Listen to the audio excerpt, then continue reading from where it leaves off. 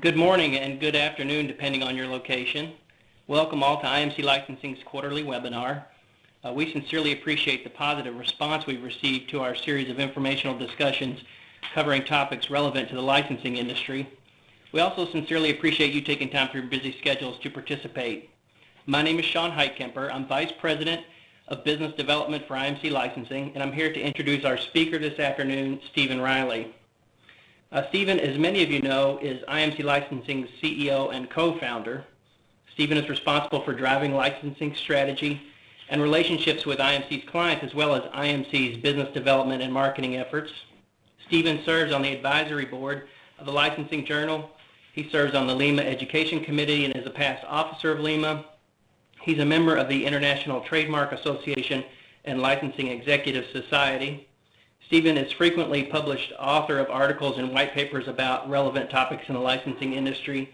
Many of those works are available in the news and resources section of the IMC Licensing website, including a future download of this presentation will be available.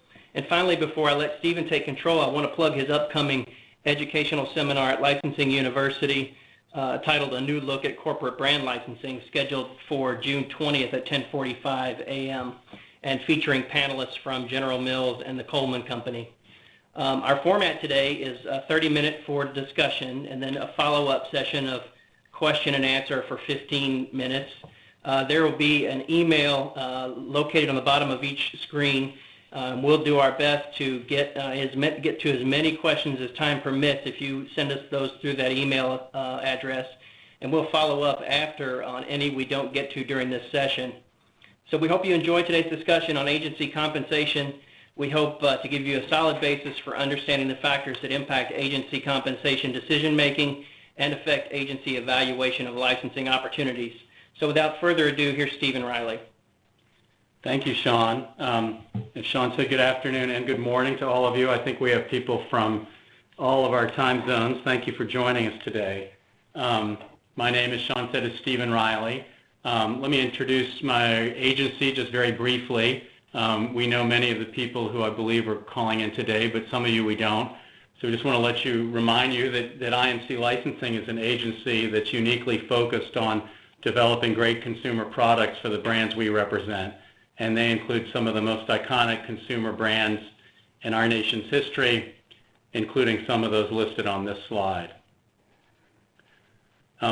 That's pretty much all we're going to do to talk about us today. We want to talk about the licensing industry and how, and some new ways to think about how brand owners compensate the agencies that execute their licensing programs for them. As I wrote in a recent article, this is a topic that is sort of highly under-disclosed, and I've often scratched my head to wonder why. But in IMC Licensing, part of our mission statement actually tasks us with the obligation of supporting the development of the licensing industry, and we believe part of that function means being a little more open and disclosing more information, sharing more information about how it works, that will actually support increased respect for the licensing industry. And I don't know whether people have played it close to the chest because they thought they were getting away with something or not, but we believe that the industry will benefit if we talk more openly about these issues. So that's why we want to be a leader in this respect. Let me tell you a little bit what I'm going to talk about for the next 30 minutes. Please do send in your questions. As Sean said, we'd be delighted to talk about those in the final 15 minutes of this presentation. I'm not really going to talk about the strategic question of why to license, but I'm going to start by talking about what a company should do when it's decided to license and how to figure out how to staff that project and why it would consider outsourcing. We are going to talk about some specifics, but the purpose of this conversation is really to have a more open discussion or presentation about evaluating the ways to think about compensating licensing agencies in terms of risk versus reward, both how clients can assess agencies' opportunities and the working relationships that they develop with their partner agencies. Finally, we will touch on some specifics regarding agency compensation and then take as many of your questions as we can in the final 15 minutes. Let me talk first. This is the question about sort of when to license, and this is sort of stepping back. It's not really about agencies, but I think it helps put the question of how to engage an agency into context. Most brand owners have a core business, which in general is making, distributing, and selling their own products. That's true whether it's consumer product companies or entertainment companies. So in the upper right-hand corner of this grid, you'll see that's the core business of most of our clients and most of the brand owners in the country. It requires a high degree of investment and cost along the horizontal axis, and also, if it's done successfully, can generate a high degree of profitability. As those companies think about how to develop new products, they can look at several options. One is to invest a lot of money in the lower right-hand corner by acquiring a manufacturer or acquiring manufacturing capability. High capital investment. It can eventually become profitable, but obviously can take a while to do so.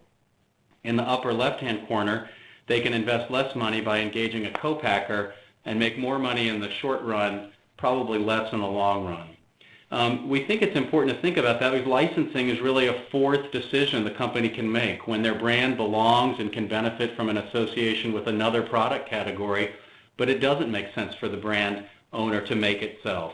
The investment is quite low, sometimes almost nothing, especially compared to developing their own products, and profitability is lower. That doesn't make it not worthwhile. We see more and more companies making a very sophisticated decision about how to use their brand, whether to make, buy, or license. We just think in this context it's very important to acknowledge that licensing is not going to be the core function, and it's not going to generate the attention that a company focuses on the businesses in which it's made major investments. When a company has decided to do that licensing, it has to figure out how it's going to make it happen, how it's going to staff it. And again, we see here from the brand owner's perspective on the bottom axis the amount of investment required. And obviously what you want to do in any function is staff it with the most qualified and talented people to make it happen. And that's the vertical axis. The three quadrants on the bottom and then in the upper right-hand corner represent ways that companies can develop their own in-house departments to develop their licensing programs. Most companies are unwilling to devote a lot of resources to headcount in this area. And as a result, we think that's fine. We also think it's important to acknowledge that they result in a lower level of, in a less diverse pool of talent to carry out the licensing program. You can have a small in-house department, which is actually the most common form of doing this work in most companies. You can have a larger in-house department in the bottom right-hand corner, but even that usually only means 2 or 3 people. A very few companies move into that upper right-hand quadrant where they're able to build a large and diverse talent pool that they pay for themselves. Coca-Cola is one example, but primarily you see this in the companies like Polo Ralph Lauren, where their core business is in fact doing licensing. For most companies, we think obviously outsourcing using an agent represents a great way to invest fewer resources and get more talent. One, it acknowledges that licensing will never be in the brand owner's core business. The brand owner will always have other fish to fry. Also, licensing remains a pretty specialized area, and in specialized areas it often makes sense to outsource. In a recent article on this topic, I quoted management guru Peter Drucker, who I think made a very good point that you don't outsource to save money, but to gain great talent. He said outsourcing, this is a quote, is done not to cut costs, but to improve the quality of the people who work for you. You should outsource everything for which there is no career track that could lead to senior management.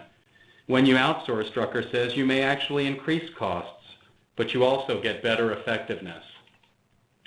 The next slide illustrates, and we're not going to spend much time on it, but just to make sure, to illustrate the degree of experience and talent that a client of an agency gets. This is sort of an illustrative account team that my agency provides for our clients. This doesn't capture everyone who works for the agency, all of whom provide benefits for our clients, but I think it shows you that most companies preparing to engage in licensing would not be prepared to hire people with decades of experience and across this broad range of talent that we're able to provide as an outsourced service provider. I want to talk a little bit generally, because some people, I think it's helpful sometimes to talk about how licensing agency compensation compares to the compensation of others along a risk-reward profile, and especially against other commissioned service providers. In the lowest left-hand quadrant, we have kind of an illustration of a salaried salesperson. Very low level of risk because the salary provides a guaranteed return on their work and labor, and a relatively low level of reward, but they know what they're getting. If you move up the line into slightly greater risk, of course, and higher reward opportunities, you see the broad pool of people who are often compensated with commissions: talent agents, manufacturers, reps or brokers, investment banks, and real estate agents. I think what's important to understand here is they face substantially less risk than the average licensing agency, primarily because in those cases their client is generally committed to engaging in a very specific transaction and paying them to maximize the revenue from it. For most of them, their service is all about maximizing revenue, so they like a commission, but their risk is minimized because they know their client wants to generate revenue from a specific deal. Furthermore, the business they're engaged in usually is the client's core business. A talent agent has less risk because it knows that its client, an actor, will not make money unless he or she gets roles that the agent can obtain for him. If we move to the higher risk section, we have an example of a stunt double to show that there actually are people willing to engage in risky jobs for lower reward. But that's really, for our purposes, only to show that some people are willing to do high-risk work for a lower return. Licensing agencies, good ones, tend to be a little smarter than that, and they move up the scale in the realm that's filled with service providers like contingency fee attorneys who take a huge amount of risk that they will be able to generate high returns from their work. Big successes are rare, and there are a lot of people who aren't making much money. So as a client or a brand owner, if you're going to engage someone who's willing to be compensated that way, you want to make sure that they're really good at what they do if they're willing to take this kind of risk. We're going to talk about this a lot more later on, but from the client's perspective, in this a grid that shows just typical formats of agency compensation, on the bottom grid is the client's investment, and on the vertical grid is the client's reward. So as the client pays less, the client actually, in the long run, has less of an upside. A client who gives an agency a commission-only form of compensation, if the agent succeeds, the client will actually generate a lower degree of profitability and reward from the program. If you move over to the right-hand side with a fee-only compensation structure, the client has to pay a lot out of pocket, but then will keep any benefits and the royalty revenue that the agent generates. In the middle, which again we'll talk about later, is the kind of a fee and commission combination, which we believe often represents the sweet spot that aligns the interests of client and agency together. This is now the part where we're going to talk more broadly about risk versus reward. And in this slide, we're talking about it from a client perspective.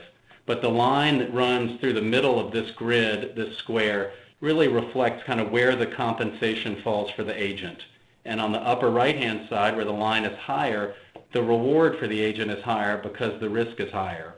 Lower down, on the lower right-hand side of the line, the reward, the compensation, will be lower because the risk is lower. As a client thinks about how to assess the agency that it's going to ask to assume the risk of generating a licensing program for itself, it's just like hiring somebody, an employee. There's no single sign of success, we believe, greater than the agent's ability to succeed at similar work in the past. So what we talk about here, in the bottom right-hand corner, you see the bullets that we believe a client should ask whether an agency, one, has a general level of licensing experience, a relevant level of experience that applies specifically to the work at hand, and most important, a referenceable level of experience.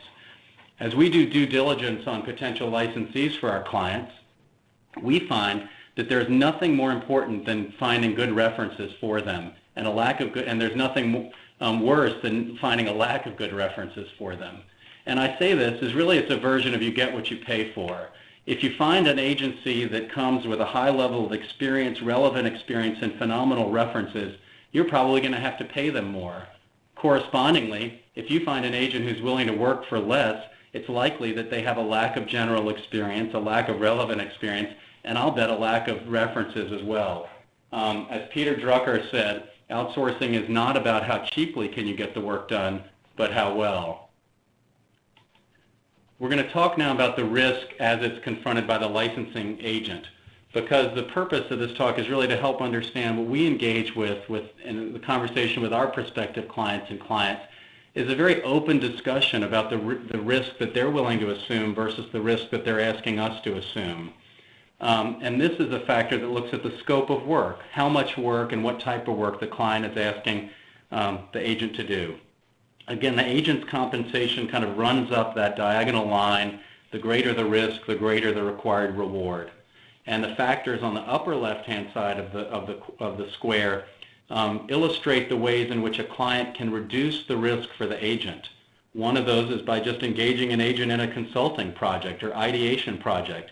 It's very finite. The agent knows what they're in it for, and they're able to limit their risk and probably receive a lower level of compensation for it. Some clients engage agents just to identify licensees or solicit with them. Correspondingly, as the scope of work expands, so does the risk and the required compensation. If the scope of work is broad and the agent is required to conduct all program management, do royalty auditing, all product development and approvals, and this list can go on, the risk is greater. The risk here is in the sense that the agent has to invest more resources against the likelihood or unlikelihood that it will actually pay off. So the commission, as a result, generally has to be higher, so the agent knows that if it can succeed, it's actually going to generate a return on providing that higher scope of work. Another way to look at the allocation of risk versus reward is the degree to which the client chooses or chooses not to exercise control and its requirements over the program. A client, for example, can reduce the risk for the licensing agent if it will agree to enter into standard industry terms with its licensees. It will increase the risk on the agent if the client will only enter into license agreements on one-sided terms. We know companies, for example, that have required that they be allowed to exit license agreements with no cost at any time they want, under their discretion.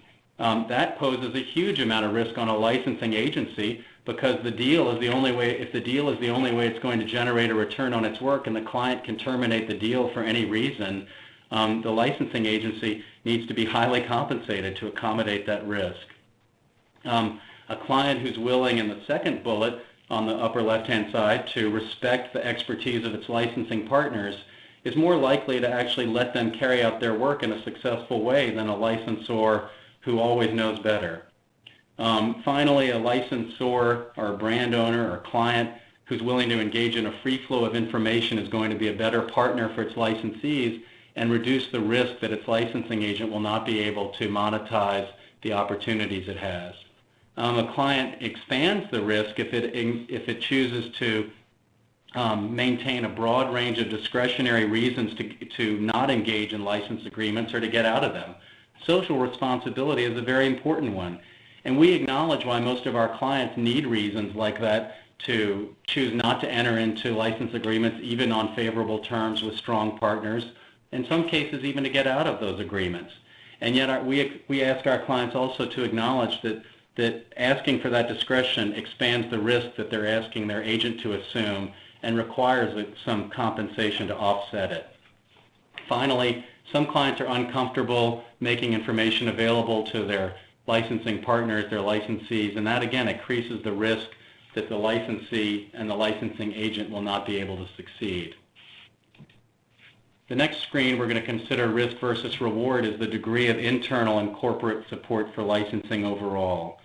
A corporation that grants very strong top-down buy-in for licensing provides a very strong support for its licensing agency. Correspondingly, a corporation that requires the CEO to approve every deal poses a lot of risk for the licensing agent and actually leaves them vulnerable to the risk that on a good day somebody likes a deal, on a bad day they don't, or vice versa. A strong form of internal support would actually limit authority in brand managers. For many of the multi-brand companies we work with, there's an extremely high level of turnover at the level of brand managers.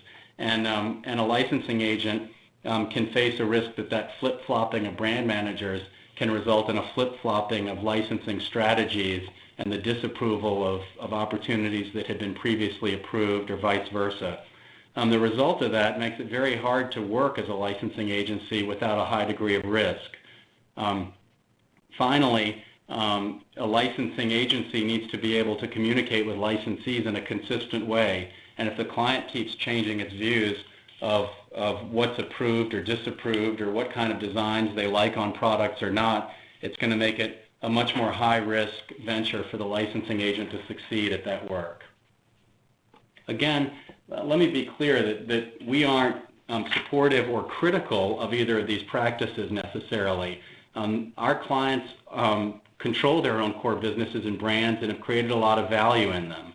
We support them doing whatever they want to do to manage their brands, but we also think it's essential for them to recognize that certain ways of managing their brands for purposes of licensing substantially increase the risk faced by their licensing agencies. Final screen on this front of risk versus reward is the authority that's granted to the agency. At an extreme, certain types of agents are actually empowered to execute agreements on behalf of their clients without further approval. Licensing agents, as far as I know, never get that broad of a grant, except perhaps in the entertainment and personality world. But certainly the types of brands we work with, and we understand why our clients need to retain authority. If they choose to grant licensing agencies their broader authority, there are certain ways they can do it, which are illustrated in the upper left-hand corner. They can grant the agent multiple opportunities, so the agent knows it has more than one way to monetize its investment.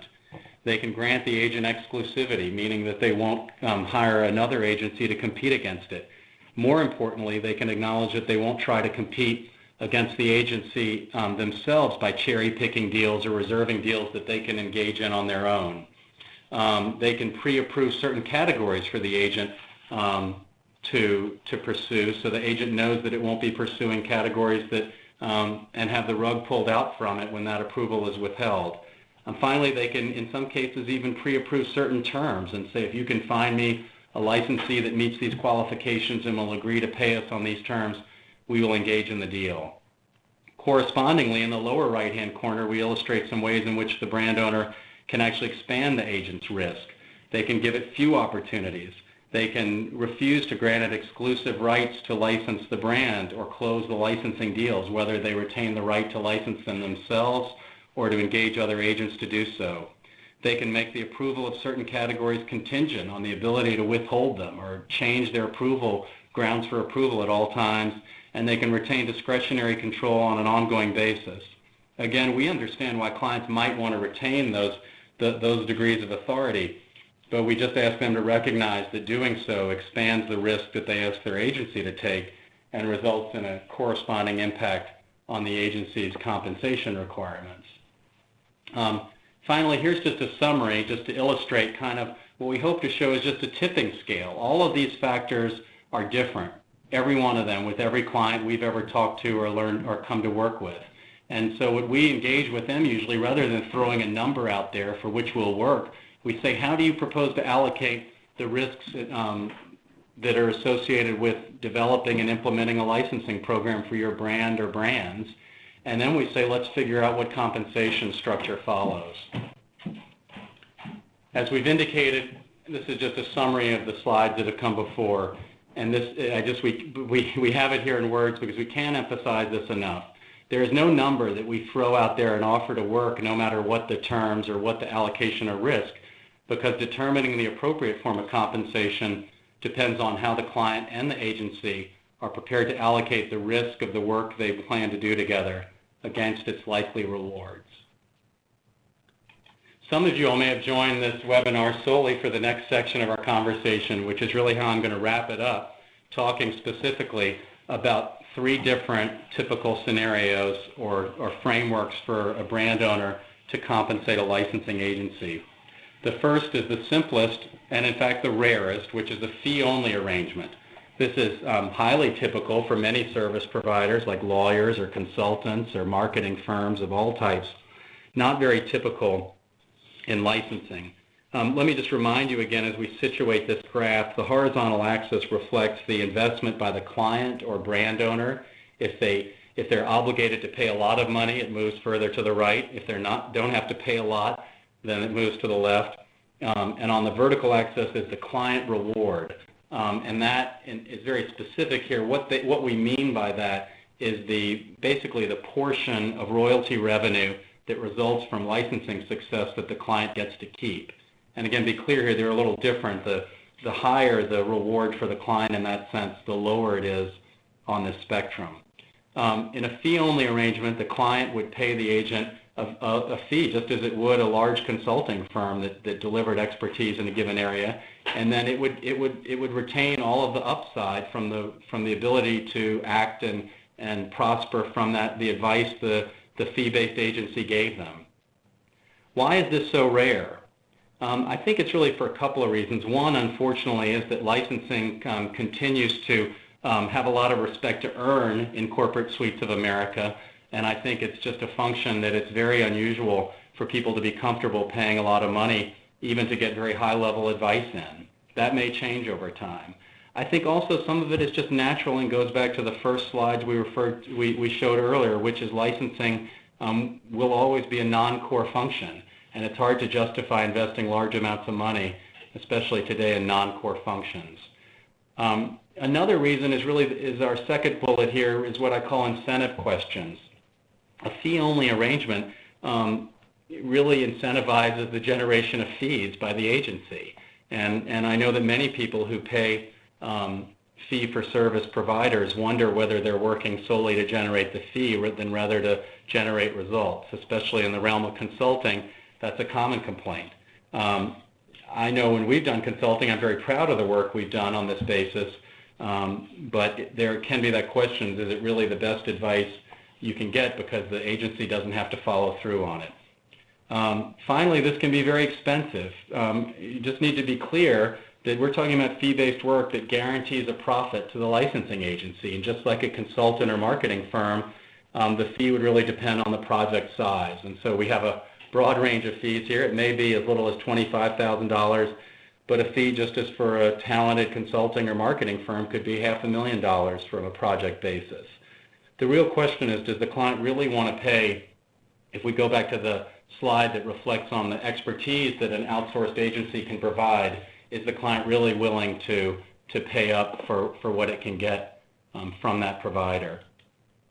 The other extreme is a commission-only basis, where the licensing agency assumes all the risk that the program will or will not succeed, and the brand owner simply sits back and waits to see what it can do.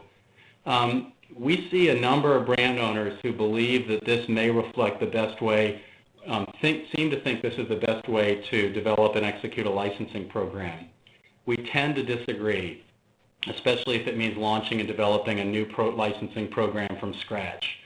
The reason why is that when we talk to our clients or prospective clients and ask them what their goals from licensing are, they usually list a goal or two before the revenue that it generates. They want to see licensing support their core business. They want to see it expand their footprint at retail. They want to see it build the relevance and the freshness of the brand.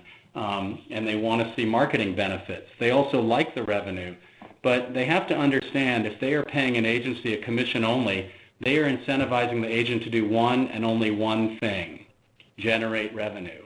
And if they're not comfortable with motivating an agent to do only that, they've built in an inherent tension in their relationship with the agency. And the agency can, from day one, start working at cross purposes with the brand owner. We've heard of, unfortunately, a number of relationships that have not worked out between brand owners and agencies, and I think fundamentally it results from this conflict in their incentivization. The brand owner has multiple goals. The agent may have only one goal. And if the brand owner doesn't acknowledge that, it's going to have an agency working at cross purposes with it. This does offer commission only the highest risk reward. So there are times where an agency is willing to say they think they can make so much of this opportunity that they would rather keep as much of the results as possible. That too can disappoint a brand owner. We have seen situations where the agency does so well that the brand owner regrets having given so much of the revenue away, and that too creates tension between the brand owner and the agency, where the agent's perspective is, you weren't willing to pay me for it, and now you resent what I've generated. On the brand owner's perspective is, why should you be keeping so much of revenue associated with our brand? That said, we have found that there are situations that are very focused and limited where a commission-only structure can make sense, where the agency is able to fully evaluate the opportunity, delivers a high level of expertise on a focused opportunity. It can, in some cases, represent a good way to proceed. There are also situations we've confronted where, for legal and other reasons, the brand is simply unable to pay a retainer, and so we've found creative ways to structure commission-only arrangements, in some cases being paid 100% commissions, at least for a certain period, as a way to accommodate the brand owner's really inflexible needs. I also want to say here, just remind you, again, that you get what you pay for. And when an agency assures you that it can do the work without a retainer, I'd be concerned.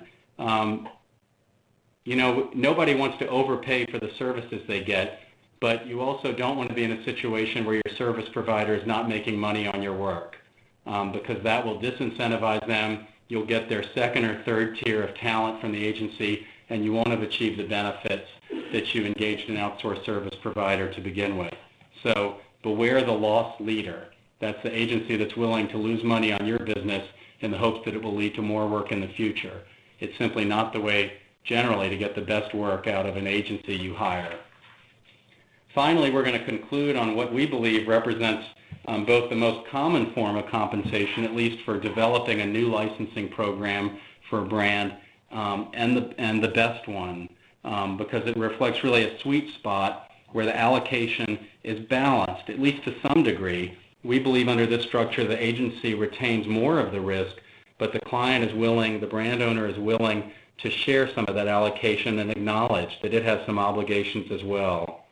We believe that it increases the client engagement to make an investment in the program. They have skin in the game, and we have seen situations where brand owners who haven't invested anything in the program see no cost in causing delay or, again, flip-flopping or changing their mind about how it should proceed because they have no investment to lose.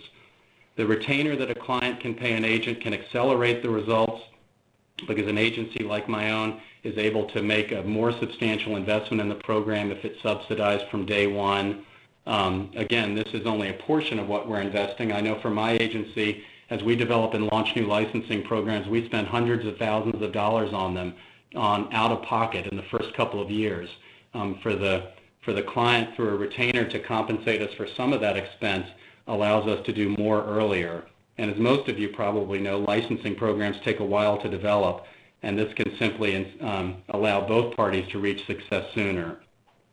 In terms of what the terms are for this, retainers can be anything. Again, all of this is a balancing act of how the risk and reward is allocated. We see retainers from generally $5,000 to $20,000 a month. We see commissions on royalties generated by the agent between 25 and 40%, sometimes higher, not often lower. And without, we would be happy to talk to any of you separately about what an appropriate form of compensation might be for a very specific scope of work. But we would have to, again, talk very specifically about how you were prepared to allocate risk against reward for your licensing opportunities. The whole goal here is to incentivize the licensing agency over the long run to achieve the best possible results for the client. What we engage in at IMC Licensing is an open and professional discussion about how we can do that for our clients so we can succeed together. Thank you very much. We'll stop my talking part, and I'll talk a little bit more, but right now in terms of answering some of the questions that have come in from some of you. And we can, for a little while longer, still get questions to me, so please send them in if you have any thoughts. The first question from an attendee goes as follows. If I'm comparing agencies and one seems highly qualified and is not asking for a retainer, why should I go with what seems like an equally good agency who wants to charge a retainer on top of a commission? It feels like the one without the retainer would be more motivated. Well, I guess that's, as I go back to what I said recently, that goes to what you mean by motivated. Certainly the agent will be motivated to maximize royalty revenue, and the agency will be motivated only to maximize royalty revenue. we find our clients need too many other things from us with a brand management perspective, strategic planning, and execution to be motivated solely for that reason. Obviously, we're happy to live in the long run on our ability to generate royalty revenue, but we don't think that forms an appropriate or professional basis to start that work. As I said, sometimes there's no way around that, and we're flexible in trying to accommodate it, but we really need our clients to understand what the risks they're asking us to face in that fashion and what risks it poses to them.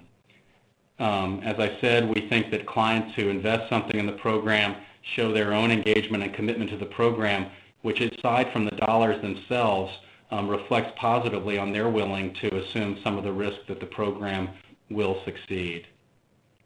Finally, proportionate to the investment, as I said, that we make in launching a new licensing program, even the highest retainers we get reflect a very small proportion of the dollars that we spend in developing that program.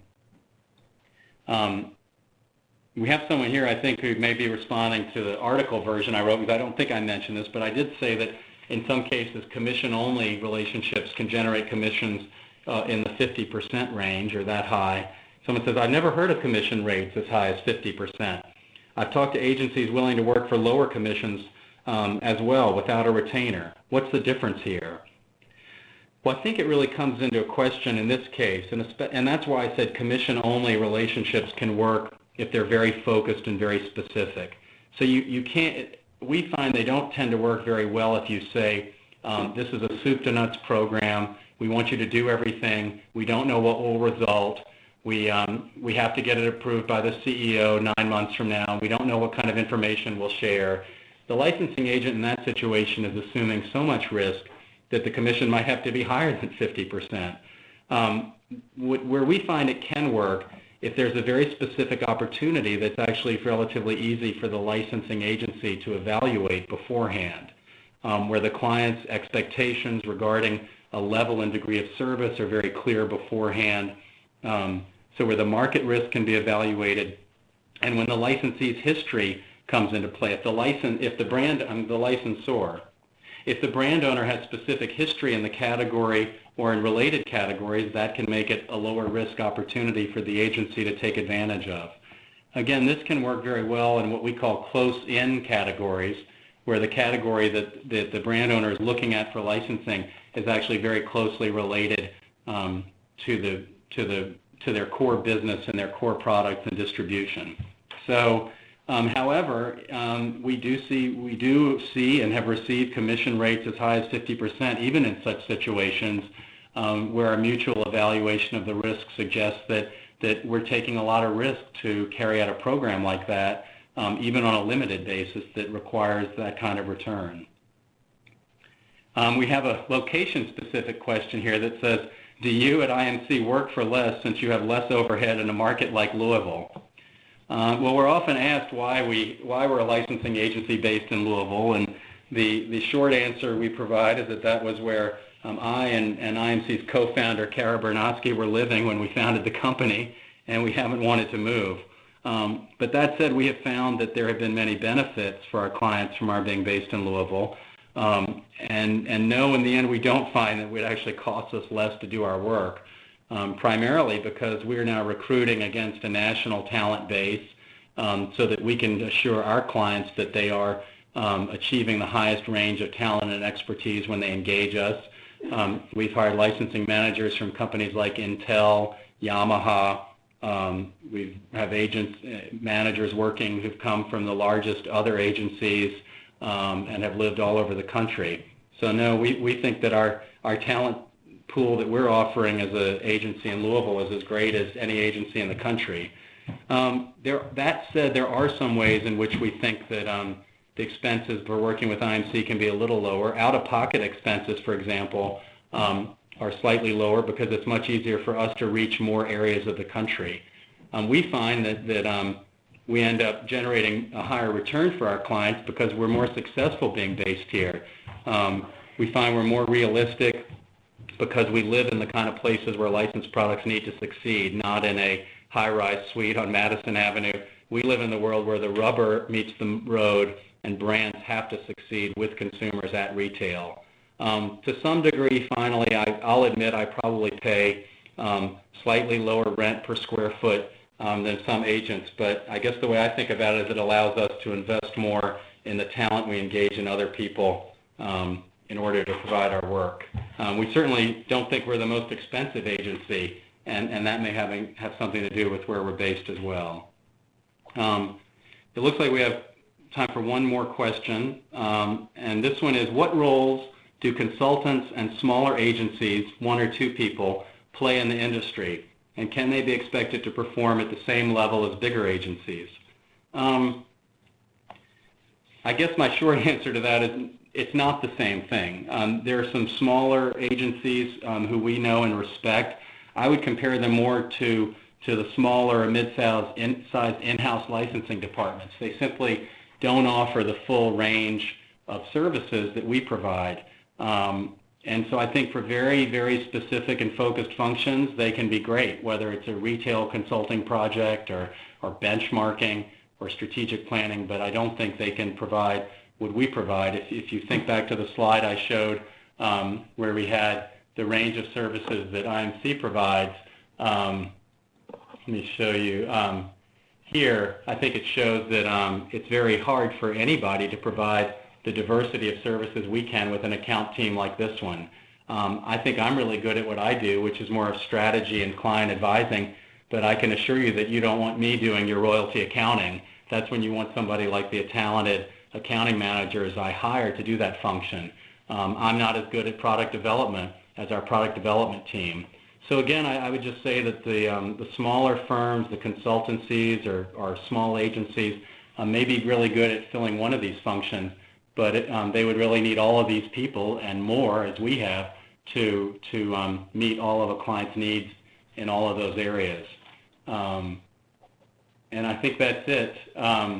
We are at just about 2:45, and we have one more slide. Just if any of you would like to receive copies of this presentation or talk to us further, please call me. Sean and I love talking to people about the nature of licensing agencies and how we work on any basis. As I said, our commitment is to expanding the openness and sharing of information in our industry, because we believe that'll lead to greater respect and more work for all of us in the long run.